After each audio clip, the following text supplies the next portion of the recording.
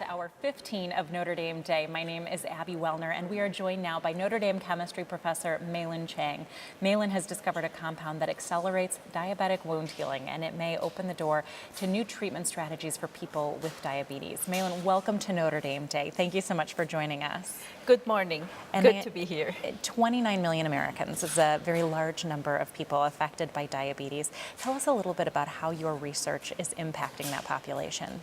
Yes, so the high blood glucose, what it causes is damages the nerves and reduces sensation and blood flow to the feet. This can lead to ulcers or open sores in the foot. And these chronic wounds are a complication of diabetes. They affect 900,000 Americans every year.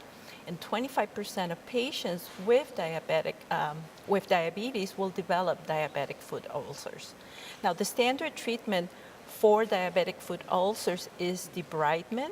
This is a surgical procedure in which the dead tissue in the wound is removed. This helps the wound to heal. In addition, there is another treatment is offloading, which means that you keep the pressure off the foot.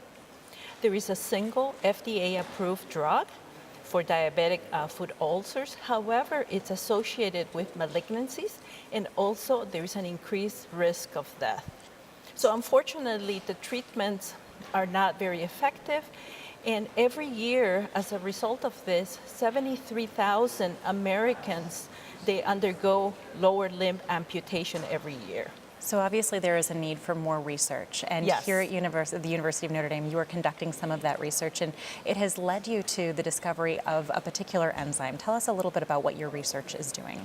Okay, so what we have found is that proteins called matrix metalloproteinases, or MMPs, are involved both in the pathology, why diabetic wounds do not heal, as well as in the repair, what can accelerate wound healing.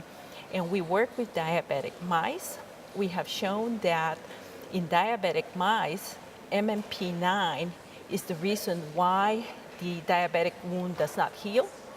And MMP8, so another protein, actually comes in to play a role in repairing the wound. So we have found out the mechanisms, what is the pathology, what is the repair in diabetic mice, and we want to extend this to diabetic patients. Well, such important research, Mayland. Thank you so much for everything you are doing to advance the care of these patients. We look forward to seeing what your team produces in the years ahead. Thank you.